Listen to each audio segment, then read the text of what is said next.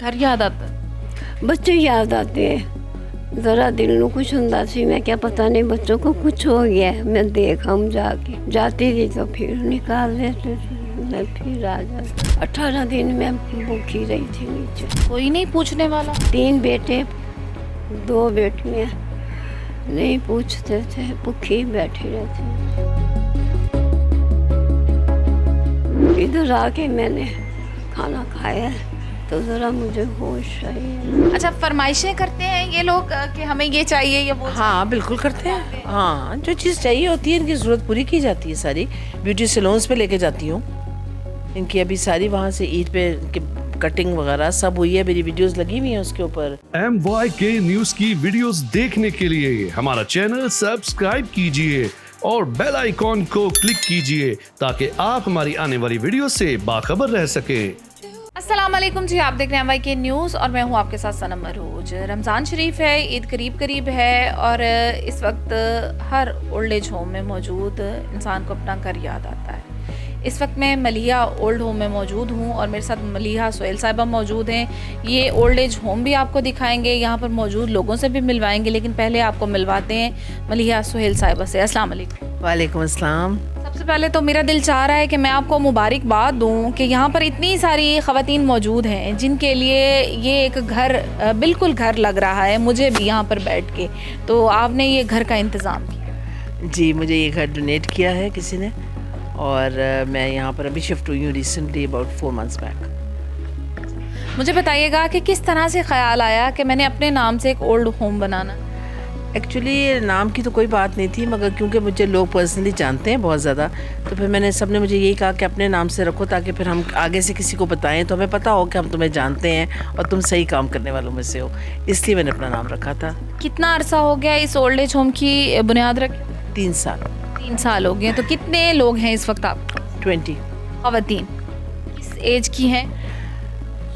50+, 45+ भी हैं, ज़्यादातर 70+ हैं। मुझे बताइएगा कि बड़ा मुश्किल होता है, हम घबराते हैं कि अच्छा मैं ओल्ड एज होम बनाऊंगा तो बड़ी रिस्पॉन्सिबिलिटी है, लेकिन आपने बाखूबी ये जिम्मेदारी उठा ली। ये बस आप मुझसे पूछेंगे कैसे उठाई हुई है, अल्लाह का शुक्र है, बहुत बहुत करम है। बिल्कुल। यहाँ पर मैं आई तो मैं एंटर हुई हूँ तो सबसे पहले तो जो पहला इम्प्रेशन होता है कि आपको एक घर का माहौल नज़र आता है। उसी तरह से सारी ख़वातीन यहाँ पर बैठी हुई थी और जूते लाई हुई थी ईद के लिए और सबको जूते देकर साइज़ चेक करवाए जा रहे थे कि फ़लाँ इसका साइज़ है, फ़लाँ इसका साइज़ है। और जो इनकी पसंद का भी ख्याल रखना पड़ता है क्योंकि नखरे भी बहुत है माशाल्लाह, और क्यों ना हो, खैर से हो।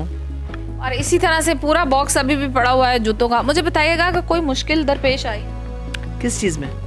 ख़वातीन को समझाने में, क्योंकि अक्सर ख़वातीन थोड़ा सा वो करती हैं कि नहीं मेरा घर, मेरे बच्चे और ये वो।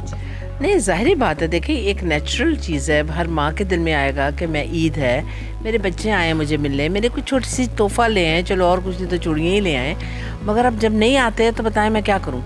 नहीं आते ही नहीं है। नहीं, कोई नहीं आता। हफ्ते की कोशिश भी कभी किसी नहीं की। कभी ऐसा हुआ है कि यहाँ पर आई किसी खातून को बच्चे वापस ले गए? हाँ जी, बिल्कुल आई हैं, मैंने 1-2 की सुलह करवाई है और गए हैं, 2 गई हैं यहाँ से वापस, बल्कि नहीं कर रहे 3 फिर वापस नहीं आई, खुश है? हाँ ठीक है, एक आ गई है वापस। वापस आ गई।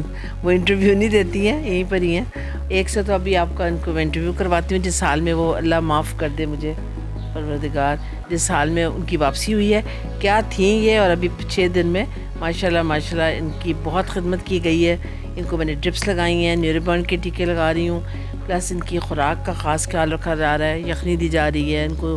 अभी आपको ख़ुद बताएंगी सारा किस्सा कि एक बहुत ही दर्दनाक किस्म की सिचुएशन थी। अच्छा, जैसे ही हम एंटर हुए हैं तो ये पहला रूम है? जी, ये पहला रूम है, इसमें 8 बेड्स हैं, बड़ा है ये, खासा ज़्यादा हॉल है और 8 लोग यहाँ पर रहते हैं। हाँ जी, 8 भी साथ हैं और 7 वॉशरूम्स हैं। इनके जो बेड्स हैं आप देखिए, मैंने उसी में ड्रॉर्स भी रखवाए हुए हैं, अलमारियाँ भी दी हुई हैं, एक्स्ट्रा सामान हो तो वो कंफर्टेबल फील करें। इसी तरह से जैसे हम अंदर आए तो ये हाँ जी, वो डाइनिंग एरिया है, 2 हैं डाइनिंग एरियाज, एक बड़ा किचन है, वहाँ भी मैंने, क्योंकि औरतें ज़्यादा हैं और मेरे पास टेबल जो है वो 6 आदमी का, तुमने 2-2 लगाए हुए हैं, प्लस कुछ फिर यहाँ खा लेती हैं बैठ के उस पर। अच्छा, फरमाइशें करते हैं ये लोग कि हमें ये चाहिए या वो? हाँ बिल्कुल करते हैं। हाँ, जो चीज़ चाहिए होती है इनकी ज़रूरत पूरी की जाती है। सारी ब्यूटी सैलून्स पे लेके जाती हूँ इनकी अभी सारी वहाँ से ईद पे कटिंग वगैरह सब हुई है, मेरी वीडियोस लगी हुई हैं उसके ऊपर फेसबुक पे। हर चीज़ है जो घर में मेरा ख्याल नहीं इनको प्रोवाइड हुई कभी, तो ये क्यों तरसें? जब मैं जा सकती हूँ तो ये लोग क्यों नहीं जा सकती?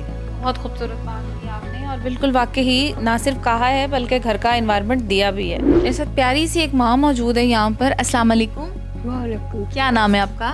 नसीम। कितने टाइम से यहाँ पे हैं? कितने टाइम से यहाँ पे हैं? इन्हें कितना टाइम हो गया? ये जी जब मैंने दाराश मेरा शुरू हुआ था शेखोपुरा में, ये वहाँ थी मेरे पास।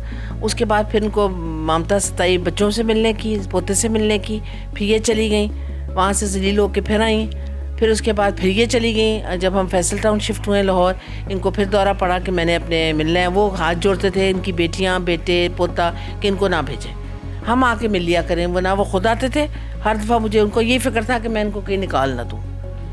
तो फिर मैंने इनको लास्ट वार्निंग दी कि अब मैं नहीं रखूँगी, क्योंकि क्या वजह बनी इस बात की कि ये बार बार जाना चाहती थी और वो रखना नहीं चाहती? नहीं, वो नहीं रखना चाहते, बिल्कुल भी नहीं रखना चाहते। इसकी वजह इन्हें पता चली कि क्यों नहीं रखना? उन्होंने 2 घर थे इनके पास, वो इन्होंने उनके बच्चों के नाम कर दिए, लड़कों के। 3-4 महीने तो ठीक रहा सिलसिला, बस उसके बाद फिर जो होता है हमेशा बच्चे ज़्यादातर करते हैं, जदाद लग ले के उसके माँ को टुडा मारा। आपने अपने घर नाम किए थे अपने बच्चों के? अपने घर क्यों? बेटा नहीं रख दे, मैं क्या करूँ, बार बार जाती हूँ तो घर याद आता है? फिर निकाल देते हैं। घर याद आता है? बच्चे याद आते हैं, ज़रा दिल में कुछ ਹੁੰਦਾ ਸੀ। मैं क्या पता नहीं बच्चों को कुछ हो गया है। मैं देखा हम जाके जाती थी तो फिर निकाल देते थे, मैं फिर आ जाती। तबीयत अच्छी है, बेहतर महसूस कर रही है? हाँ जी। कब बीमार हुई थी आप? रोजियाँ तो पहले तो उन्होंने दवाई नहीं दी ला के। 18 दिन में भूखी रही थी नीचे गराज में। तो कोई नहीं पूछने वाला? कोई नहीं पूछ, सब था, कोई नहीं पूछता था। बेटे बेटियां? बेटियां भी थे, बेटे 3 बेटे 2 बेटियां, नहीं पूछते थे, भूखी बैठे रहते थे। इधर आके मैंने खाना खाया तो ज़रा मुझे होश आई है। मैडम ने टीके लगाए हैं, ड्रिप लगवाई है, बहुत ख्याल रखती है मैडम हमारा, जैसे बेटियों का रखी है, बहुत ज़्यादा। अल्लाह पाक इन्होंने सेहत तंदुरुस्ती दे। अपने बच्चों को क्या कहना चाहेंगी आप? बच्चों को मैं बतेरा कुछ कह दिया है, उन को नहीं असर है, वफा करो परे। कोई पैगाम नहीं देना? ना, अब बुला दिया मैंने। मेरे साथ एक और खातून मौजूद हैं, क्या नाम है आपका? अमारा। आप कहाँ की रहने वाली? मैं लाहौर टाउनशिप की।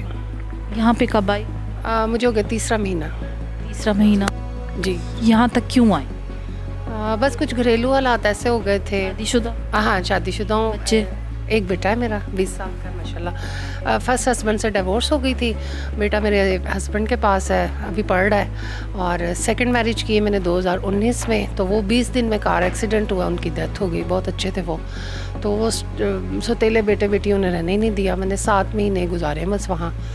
फिर मैं MA B.Ed हूँ, मैं टीचर हूँ बाय प्रोफेशन। तो मैं 2 जॉब कर रही थी, रेंट पे गुजारा कर रही थी, लेकिन मुझे डिप्रेशन बहुत स्वेयर हो गया, सुसाइडल थॉट्स बहुत आती थी, अकेली रह रही थी, तो मेरी जॉब बार बार छूट रही थी। अब जाहिर है प्राइवेट सेक्टर में डांटना और मारना तो लाओ नहीं है, तो वो ना फ्रस्ट्रेशन बहुत बढ़ गई। सब कहते हैं भाई तो लाश उठाने वाला भी कोई नहीं है, तो तुम कैसे रहोगी। फिर मैं बहुत ज़्यादा यानी तन्हाई का शिकार? तन्हाई और डिप्रेशन थी। बहन भाइयों ने नहीं रखा, वो कहते हैं उधर ही रहो, पेंशन लग जाएगी फिर ले लेंगे, अभी उधर ही रहो। मैंने कहा वो इतनी बेइज्जती कर रहे हैं, कहाँ पेंशन लगवाएंगे सौतेले। तो नहीं, भाई ने नहीं आने दिया ना, भाई ने। जब दूसरी शादी की तो बहन भाइयों ने कहा उसी शौहर के घर रहो? हाँ, उसी के घर रहो, जियो मरो, अब उधर तुमने शादी की, अब उधर ही भुगतो। मैंने कहा मैं बेवा हो गई, वो मुझे मनहूस कहती हैं 20 दिन में। अब वो कह रही है 18 साल से एक्सीडेंट नहीं हुआ, तो ये आई है तो एक्सीडेंट हो गया। तो जी मैंने कहा वो तो जीने ही नहीं दे रही है, मैं कैसे रहूँ। कह रहे नहीं आपने शादी की, अब आप उधर ही रहो, हमारा आपका जिम्मेदारी नहीं। बाप का मेरा घर है 10 मरला डबल स्टोरी, जो भाई ने बेच दिया और हिस्सा नहीं दिया। 2 साल बाद कहता तुम्हारा हिस्सा ख़त्म हो गया, निकलो यहाँ से या कमा के लाओ। और हर चीज़ में हिस्सा लेता था। बिजली का बिल, गैस का बिल, किराया, केबल का बिल, कूड़े वाले के पैसे, पानी के भी हम पैसे देते थे। फ़िल्टर आता था पानी पिंडी में, तो पानी भी ख़रीद के पीना पड़ता था। तो ये अपनी पूरी फैमिली। भाई के बच्चे नहीं हैं, भाई भाभी की औलाद नहीं है, बहन के भी औलाद नहीं है, मेरा ही एक बेटा है। तो कहते थे वो हमें दे दो, तुमने वो नहीं दिया ना तो अब भुगतो। बच्चा मांगते थे, मैंने नहीं दिया। मैंने कहा एक ही मेरा बच्चा, मैं तुम्हें कैसे दे दूँ। अच्छा, शौहर को कब दिया? वो 7 साल का था तब भेजा था। आपने खुद दिया? हाँ खुद दिया। मुझे डिप्रेशन था ना, जॉब नहीं हो रही थी, काम नहीं हो रहा था, तो फिर मैंने कहा चलो वो संभाल लेगा।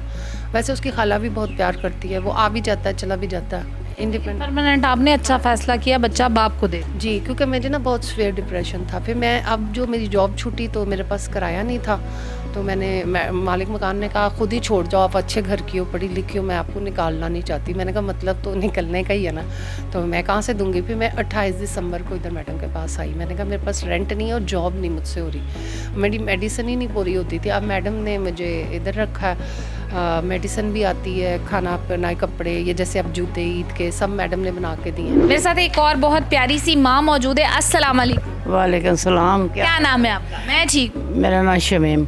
कितने टाइम से यहाँ पे हैं? ये 3 साल हो गए मुझे। 3 साल हो गए यहाँ पे। अपना घर कहाँ पे था? अपना घर गुलबर्ग में।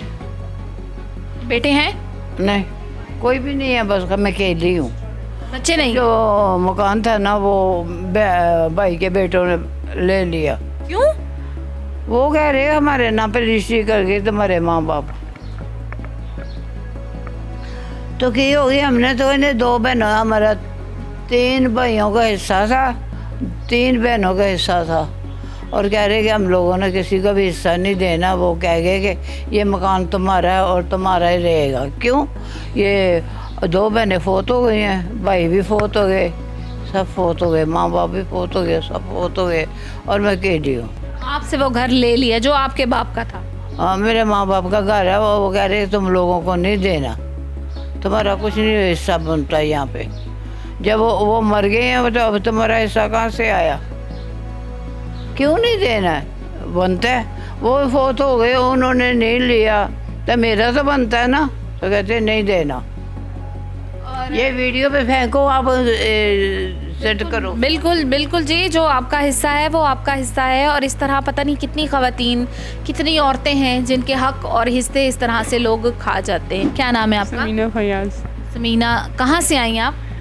कराची से आई हूँ। कराची से आई हैं? कराची से लाहौर कैसे आई? लाहौर ही पैदा हुए थे, पर वो उनकी जॉब वहाँ थी कराची में, तो वो थोड़ा ऊंचा बोल। कराची में उनकी जॉब थी, वहीं पे रहते थे, और वो उनकी वहाँ पे अटैक हो गया, डेथ हो गई, तो मुझे फिर इधर आना पड़ा। और बच्चे नहीं हैं आपके? नहीं, कुछ भी नहीं है। अल्लाह उसका रसूल सल्लल्लाहु अलैहि वसल्लम के सिवा कोई भी नहीं है मेरा। अपने बहन भाई नहीं आपके? नहीं, 4 भाई फोत हो चुके हैं, जो एक है वो 1 नंबर का है। वो सिर्फ माँ बाप के घर को अपनाने के लिए ना, वो मेरे को वो तो कोई कबूल उसे भी नहीं होगा। थोड़ा ऊंचा बोलिएगा। तो बस अल्लाह मुझे के बताएं कि आपने अपने भाई को कहा नहीं कि मेरा भी हिस्सा है? सब कुछ पता है मुझे, बस मैं अल्लाह उसका रसूल है ना उसको नसीब होगा। मुझे तो चाहिए भी नहीं, मुझे अपनी ज़िंदगी भी नहीं चाहिए। बस अल्लाह करीम मुझे बस मौत दे दे आसानी से बस। आपका जब शौहर के साथ रहती थी, घर था वहाँ पे अपना? किराए पे थे। किराए पे रहते? बड़ा घर था उन्होंने लेना था पाकिस्तान लाहौर में, तो वो बस उनका वो डेथ हो गई उनकी, वो उस वजह से सब कुछ रुक गया।